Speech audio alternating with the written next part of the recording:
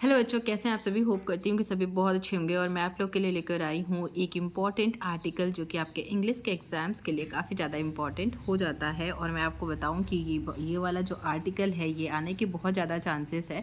तो ऑप्शन में आपको ये आ सकता है। सो इसलिए मैं आपको इसको हिंदी में अच्छे से समझा दूँगी कि आप किस तरीके से इसे आसानी से लिख पाएँ। चलिए देख लेते हैं article on the importance of games and sports. कई बार पूछा जा चुका है, हर साल मतलब किसी न किसी सेट में आपको देखने को मिल जाता है। तो इस साल भी ज़रूर इसके आने के काफ़ी ज़्यादा चांसेस है। तो चलिए शुरू करते हैं। Games are very necessary for a happy and healthy life. Games क्या है, बहुत ज़रूरी है, नेसेसरी है। किसके लिए? For a healthy and happy, मतलब हैप्पी एंड हेल्दी लाइफ, खुशी और स्वस्थ जीवन के लिए, लाइफ के लिए गेम्स जो है वो बहुत ज़्यादा इंपॉर्टेंट है। ये हमारा फर्स्ट लाइन शुरू होगा। आप चाहे तो यहाँ पे इंट्रोडक्शन लिख सकते हैं और उसके अंदर ये लिख सकते हैं। After the monotony of the days hard work, मतलब पूरे दिन के हार्ड वर्क, कठिन कामों के बाद, मतलब थकावट के बाद, वी गेट फ्रेशनेस। अभी हम फ्रेशनेस मतलब ताजगी पा सकते हैं और थकान दूर कर सकते हैं। कैसे? If we play in the evening, अगर हम शाम को थोड़ा सा गेम्स वगैरह में ध्यान दें, थोड़ा सा खेलें, तो हमारा जो माइंड है वो थोड़ा फ्रेश हो जाता है और जो दिमाग की थकान है वो भी दूर हो सकती है। अ sound mind exist only in a sound body. कहते हैं ना कि एक जो हेल्दी माइंड होता है वो सिर्फ और सिर्फ एक हेल्दी बॉडी में ही पाया जाता है। तो ये वाला लाइन हमारा, चाहें तो आप इससे इन्वर्टेड कॉमा में लिख सकते हैं। ये देखिए, a sound mind exist only in a sound body. ठीक है।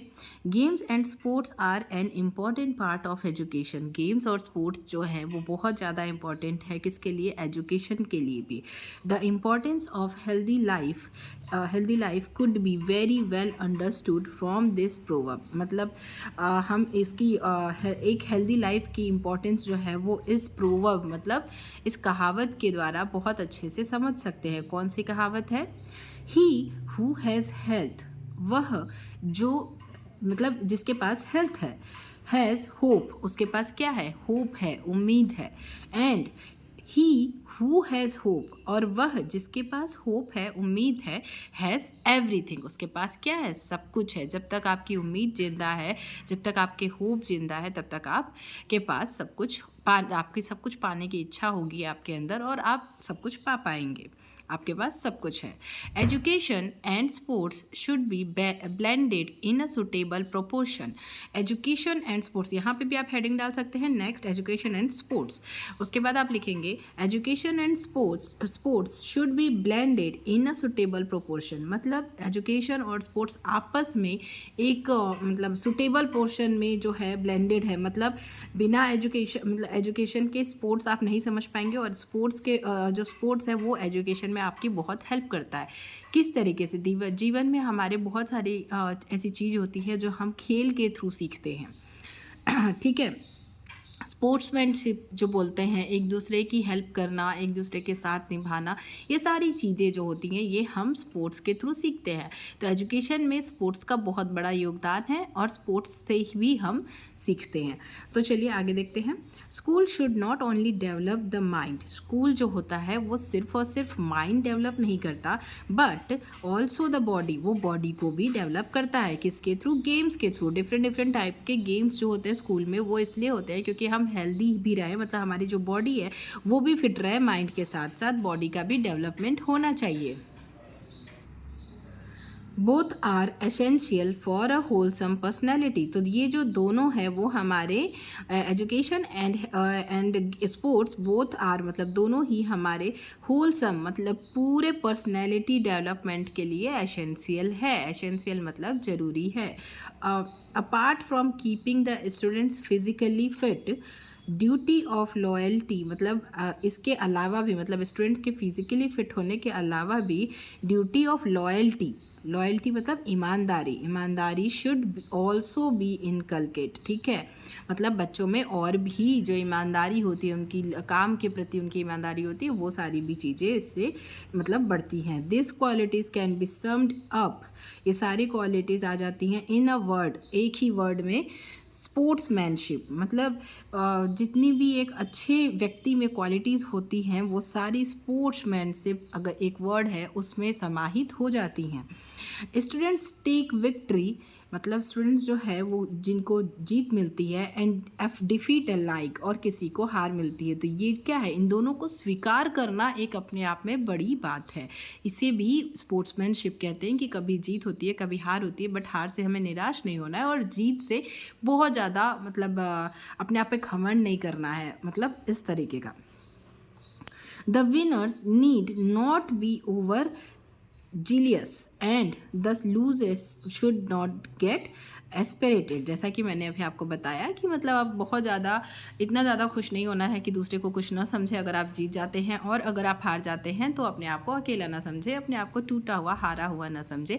हम फिर से खड़े होंगे, फिर से खेलेंगे और फिर से जीतेंगे, मतलब इस बार जीत के। मतलब जो स्पोर्ट्समैनशिप होती है यही हमें सिखाती है। Games and sports teach us discipline. Games और स्पोर्ट्स जो होता है वो हमें डिसिप्लिन सिखाता है। The foundation for a virtuous life is Lloyd in school. जो इन सब का जो एक निचोड़ है, जो ये हमें वर्चुअस लाइफ मतलब आगे चल के जो दिखता है, ये सब हम कहाँ सीखते हैं? स्कूल में। It develops their sportsman spirit. ये जो स्कूल होते हैं वो हमारे स्पोर्ट्समैनशिप को डेवलप करते हैं, ठीक है। मेंटल आउटलुक, हमारे मेंटल मतलब जो दिमागी हमारा विकास है वो भी करता है। चीयरफुल नेचर मतलब हमारा जो खुशनुमा एक नेचर होता है उसे वो भी। एंड सेंस ऑफ ह्यूमर मतलब ये सारी चीज़ों को एक गेम्स और जो स्पोर्ट्स होते हैं वो मतलब डेवलप करते हैं, और हमारे स्पोर्ट्समैनशिप के अंदर ये सारी चीज़ें आ ही जाती हैं, ठीक है। This are all important traits. ये जो है ये बहुत ही important traits of a successful life. एक सक्सेसफुल लाइफ के लिए ये सारी चीज़ें बहुत ज़्यादा ज़रूरी है। तो ये हमारा आर्टिकल हो गया the importance of games and sports, ठीक है।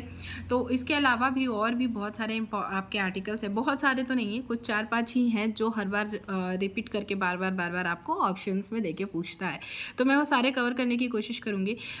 ये अगर समझ में आया होगा, the importance of games and sports समझ में आ गया होगा, तो प्लीज़ वीडियो को लाइक कीजिएगा, दोस्तों के साथ शेयर कीजिएगा।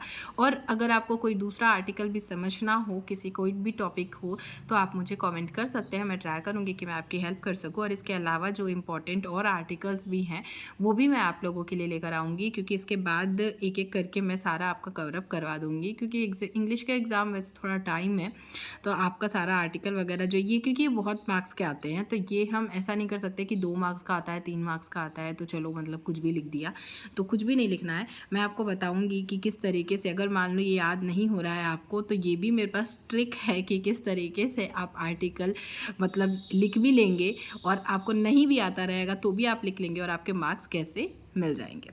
तो चलिए, अगर आपको जानना हो तो आप मुझे कमेंट कीजिएगा। ये वाली वीडियो पसंद आई होगी तो वीडियो को लाइक कीजिएगा, शेयर कीजिएगा, चैनल पर नए हैं तो चैनल को सब्सक्राइब कर लीजिएगा। Thank you, thanks for watching, all the best for exam.